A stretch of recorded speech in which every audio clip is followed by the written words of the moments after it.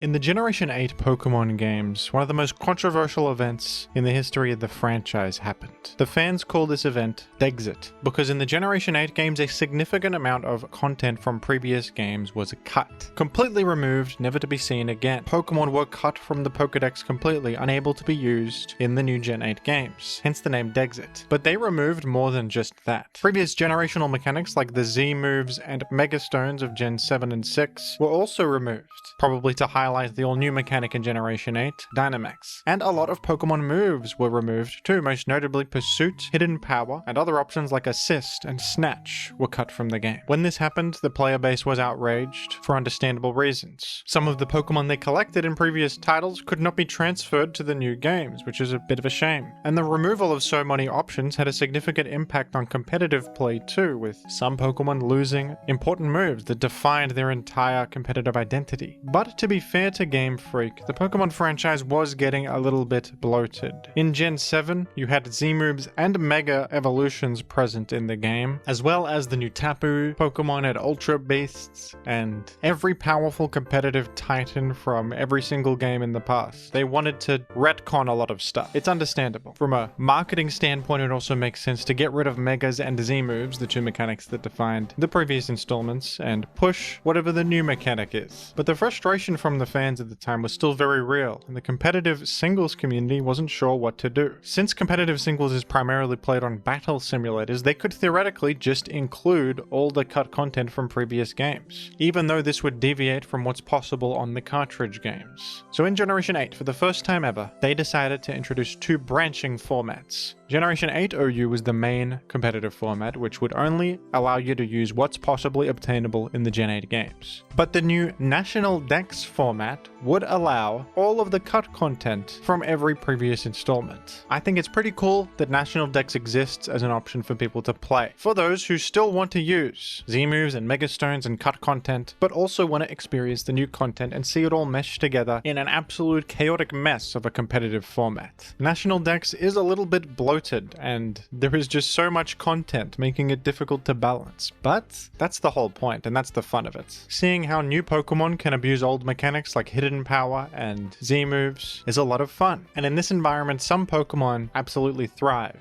in ways that you would never expect. Let's take a look at some of the most unique ways that National Dex allows you to push Pokemon to its limits, combining every single piece of content in the whole franchise. One of the coolest little facts about National Dex is that with all of the mechanics in the game, in Generation 9, Mega Blastoise is the most broken thing on the planet, and in fact, it is banned from being used. It is too good. Mega Blastoise was a very underwhelming Mega Evolution, especially compared to the other Mega Evolutions in the Cantonian starter trio, the Mega Charizards and Mega Venusaur being much better. Mega Blastoise is an okay bulky special attacker with the ability Mega Launcher, which grants a bonus to pulse-based moves, but pretty unexciting, not fast enough to pose much of a threat, a little bit of an identity crisis competing with other water types, not worth the Mega slot. But in Generation 9, Blastoise received a new option in its move pool, Shell Smash, one of the best boosting moves in the entire game. Shell Smash, of course, raises your attack, special attack, and speed by 2 stages, the small cost of lowering your defense and special defense by 1. Shell Smash is one of the rare boosts in Pokemon that can win a game on the spot in just a single turn. With +2 speed and both offensive stats +2, that's more than enough offensive firepower to outrun and threaten the entire world with lethal force. Blastoise, with its Mega Launcher, boosting the power of various attacks like Dark Pulse and Water Pulse if it wants, has more than enough coverage options to pose a threat to as much as possible, and with this solid bulk and very high special attack, it's kind of made to be a Shell Smasher, isn't it? Easily taking various incoming hits, boosting up, and then just winning on the spot. This thing was a big problem in National Dex OU. It had to be banned, it was too powerful. There's a funny quirk with Mega Evolution in National Dex that I think is really interesting. Something I never thought about is the fact that Galarian Slowbro, if Mega Stones were still in the game, would this be able to Mega Evolve into Mega Slowbro? The text on Slowbro Knight says, if held by a Slowbro, this item allows it to Mega Evolve in battle. Galarian Slowbro is a Slowbro, is it not? For that reason, yes, in National Dex OU, Galarian Slowbro or regular Slowbro can Mega Evolve into this Mega Slowbro, which is a pretty interesting interaction, isn't it? They clearly designed Galarian Slowbro with the knowledge in mind that Mega Evolutions were going to be cut. So, in the actual Gen 8 games, the official games, this isn't a problem. Maybe it would make more sense if they designed a separate Mega Evolution that was also Poison Psychic as a counterpart, like Mega Slowbro Y or whatever, but that wasn't a problem because they knew Mega Evolutions would be cut. But in National Dex, according to the text here, Galarian Slowbro can Mega Evolve to Mega Slowbro. And that's pretty interesting. You could change your type mid-battle, gain all the great defensive stats that Mega Slowbro gains. And Galarian Slowbro has access to the ability Quick Draw, which is pretty unique as a pre-Mega Evolution quality to have access to. This ability operates similar to Quick Claw, with its 30% chance for you to move first in your priority bracket every time you make a move. This can get some real surprise value, suddenly becoming resistant to hits that it previously wasn't. Definitely an unintended quirk of all the mechanics being mushed together into one amalgamation, but I think it's actually kind of cool. And National Dex OU in Gen 9 is a bit of an alternate universe because a couple of very important things in the rule set are different from main OU. First of all, terrestrialization is banned.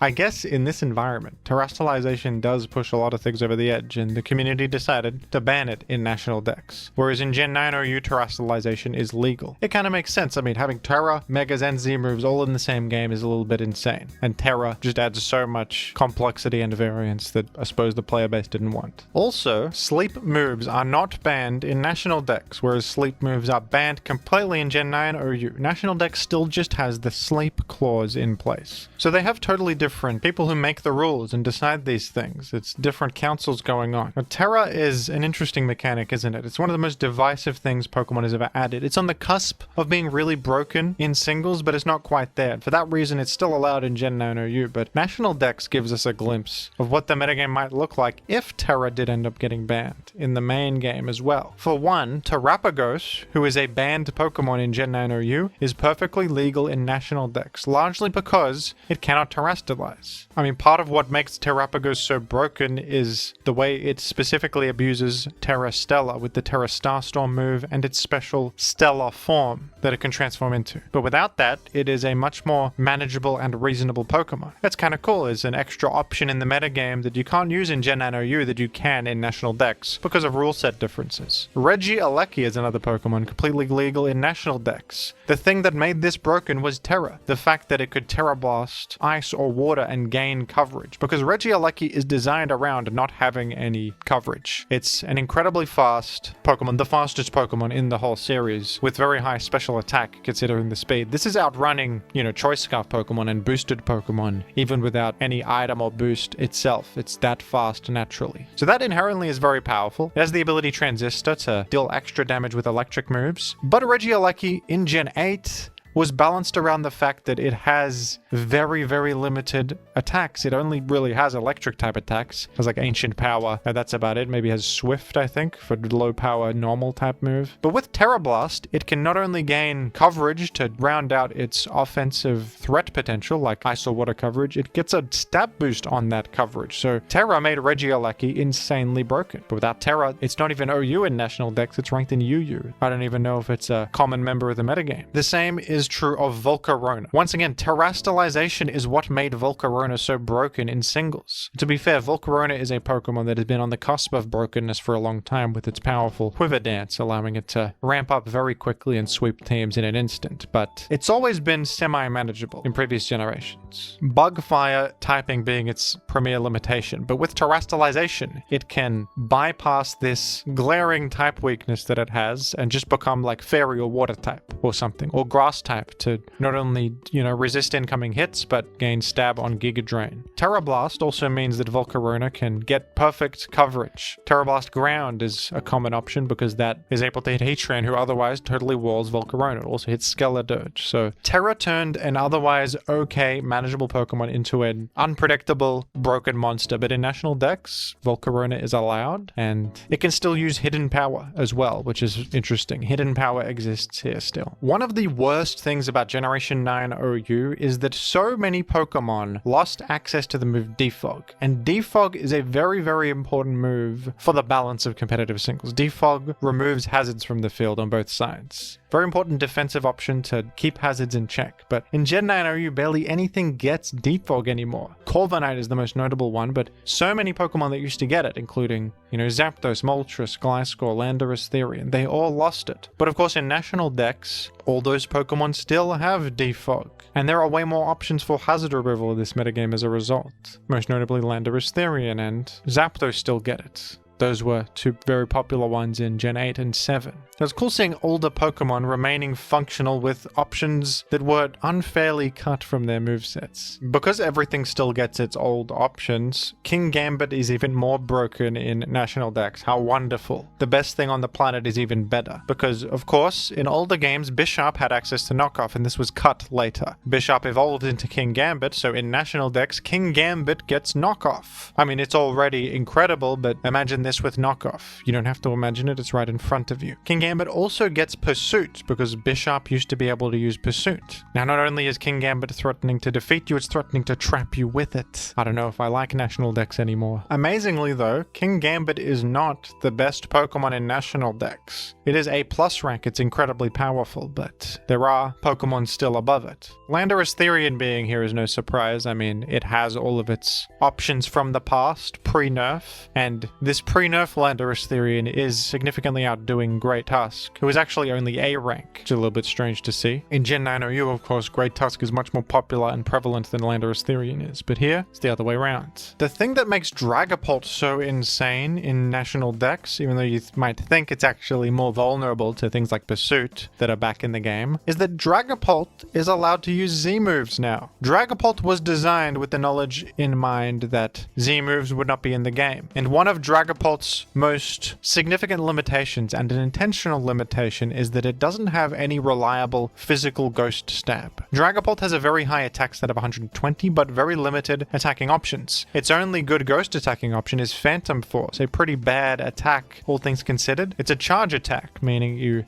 disappear on the first turn, gaining immunity similar to effects like Fly or Dig, and then on the second turn you hit the enemy. It is a bit better than those moves with higher power and the effect of breaking protection, but this is still a significantly limited option because it's completely telegraphed. You can just go to a normal type or a ghost resistance on the second turn and be out of harm's way. But with a Z Stone, these charge moves just become Z moves with enormous power that bypass the charge effect. They just become large, high power attacks that hit directly. The Dragapult is the prime abuser of a Z Stone because it can Dragon Dance up and then hit you with a massive ghost type nuke off the back of its huge physical attack. Dragapult is already one of the best Pokemon in the game in Gen 8 and 9 OU without access to this, but this really pushes it to elite level status. The fact that it can actually use direct physical ghost stab and bypass one of its greatest limitations. Some of the most significant cut Pokemon that you can use again that are still metagame relevant as ever are Ferrothorn. Ferrothorn's probably the most significant cut Pokemon in Gen 9, a competitive mainstay for decades that you can use again in National Dex, and it's great as always. There's also Melmetal, who was introduced in Gen 8 and doesn't exist in Gen 9, but now it's back, and with its incredible defensive stats and fantastic signature attack Double Iron Bash, this is once again filling the shoes of a tremendous bulky physical attacker with a solid mono steel typing. The Tapus are back, and as you would expect, they are excellent and metagame defining as they were in Gen 8 and 7. And the Ultra Beasts are here too, Kartana probably being chief among them as the most competitively dominant. Certain Pokemon that got severely nerfed from moveset cuts have also returned to the forefront of the metagame. Slowbro is perhaps the most significant. Not a great Pokemon in Gen 9, but remember just a generation ago in Gen 8, this was a fantastic defensive Pokemon because it got the all-new option of Teleport. Teleport being a pivoting option with negative priority, a perfect fit on a bulky physical wall with Regenerator. Now you've got Teleport back again, and not only do you have Teleport back again, you have the new option of Psychic Noise on Slowbro, a bit of a buff for Slowbro, a psychic special attack that prevents the target from healing. And this gets Scald.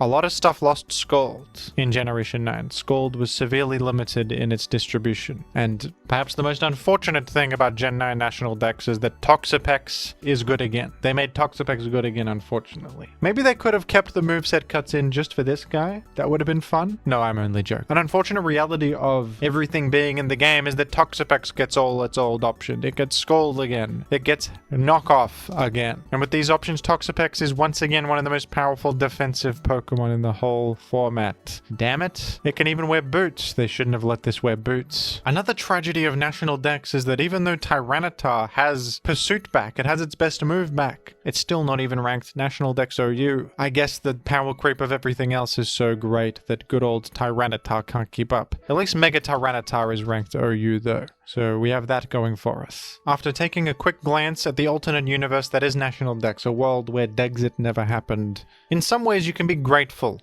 of all the moveset cuts. I mean, maybe not everything should have Scald on it. Maybe Z moves were a bit too much, and Dragapult having Z moves sounds frightening. Maybe it's good that Kingambit isn't even better. What a controversial thing to say. Kingambit perhaps should not have access to knockoff, and it would seem that they didn't give it access to knockoff for a reason in Gen 9. Pursuit is certainly icing on the cake for Kingambit. And don't even get me started on Toxapex returning to its former glory. But at the same time, it is lovely to have all of the classic Mega Evolutions available alongside all the Paradox Pokemon and Goldango and all the new Gen 9 stuff. Everything is here, everyone is here, and that's a lot of fun. Even though Dragapult using Z moves is really broken, it's also really cool. It captures the imagination. I think everyone that plays National Dex knows that this is pure chaos, but that's the fun of it at the end of the day. Everything in its most powerful form. It's a world where Mega Blastoise is a earth-shattering, universe-breaking threat that